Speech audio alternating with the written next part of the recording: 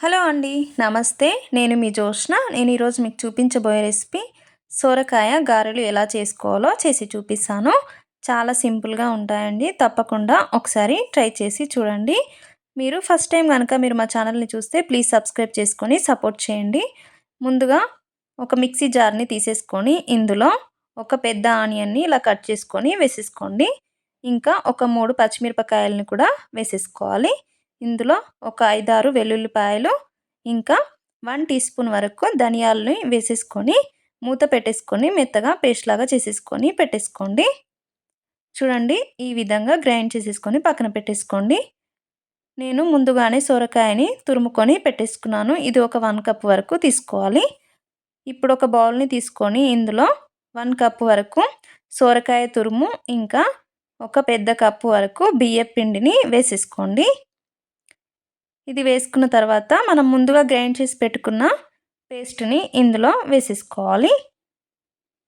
ఇది వేసుకున్నాక ఇప్పుడు ఇందులో కట్ చేసి పెట్టుకున్న స్ప్రింగ్ ఆనియన్స్, ఇంకా కొద్దిగా కర్రీ లీవ్స్‌ని వేసేసుకోండి. ఇంకా కొద్దిగా కొత్తిమీర తరుగును కూడా వేసేసుకోవాలి. నేను ముందుగానే శనగపప్పుని నానబెట్టేసుకున్నాను. ఇవి ఒక 2 టీ స్పూన్స్ వరకు వేసేసుకోవాలి. ఇంకా ఒక 3 టీ స్పూన్స్ వరకు నువ్వుల్ని వేసేసుకోండి. మీరు టేస్ట్‌ని బట్టి కారాన్ని వేసేసుకోండి. నేను ఒక 1 ½ టీ స్పూన్ వరకు వేసేసుకుంటున్నాను. మీరు కారాన్ని స్కిప్ చేసి పచ్చిమిర్చి కూడా వేసేసుకోవచ్చు. ఇంకా 1 టీ స్పూన్ వరకు సాల్ట్ వేసేసుకోవాలి. కొద్దిగా పసుపు వేసుకోండి. ఇప్పుడు ఇందులో ఒక ½ టీ స్పూన్ వరకు జీలకర్రని వేసేసుకోండి. ఒకసారి ముందుగానే మనము ఈ పిండిని కలిపేసుకోవాలి. వాటర్ వేయకముందు ఇలా ఒకసారి కలిపేసుకోండి.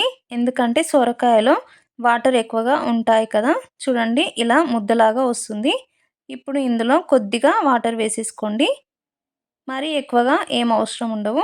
కొద్దిగా వాటర్ వేసేసుకొని ఈ పిండిని మెత్తగా కలుపుకొని పెట్టేసుకోవాలి. చూడండి, నాకు వాటర్ ఎక్కువ ఏం పట్టలేదు. ఇలా మెత్తగా కలుపుకొని పక్కన పెట్టేసుకోవాలి. ఇప్పుడు మనము ఇది చేయడం కోసము ఒక పేపర్‌ని తీసేసుకొని దీని మీద కొద్దిగా ఆయిల్‌ని వేసేసుకోవాలి. ఇలాంటి ఒక కవర్‌ని తీసేసుకొని మనము చిన్న చిన్న బాల్స్ లాగా చేసేసుకొని వీటిని గారెల్లాగా ఒత్తుకోండి. ఇవి మరీ సన్నం కాకుండా కొద్దిగా లావుగా చేసేసుకోండి. చూడండి, నేను ఈ విధంగా అన్నీ చేసేసుకొని పక్కన పెట్టేసుకున్నాను. ఇప్పుడు స్టవ్ మీద ఆయిల్‌ని హీట్ చేసేసుకొని పెట్టేసుకున్నాను. ఇది హీట్ అయిన తర్వాత మనం ప్రిపేర్ చేసుకున్న గారెల్ని ఇందులో వేసేసుకోవాలి. వీటిని ఫస్ట్ స్లో టు మీడియం ఫ్లేమ్‌లో పెట్టేసుకొని ఫ్రై చేసేసుకోండి.